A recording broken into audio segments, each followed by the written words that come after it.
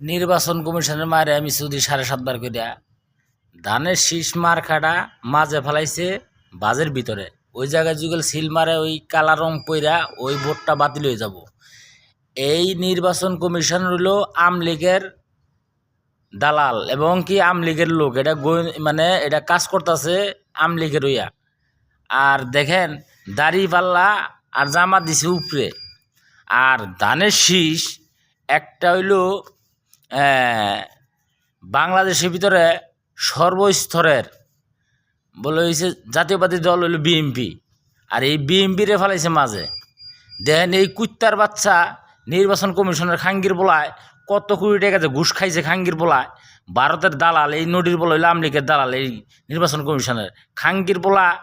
যদি গলে এই ধানের শীষ মার্কা যদি গলে সুন্দর করে উপরে যদি না বস খাঙ্গির বলা তোরে ঘোড়া দিয়ে সুদা মাদার সুদের বাচ্চা।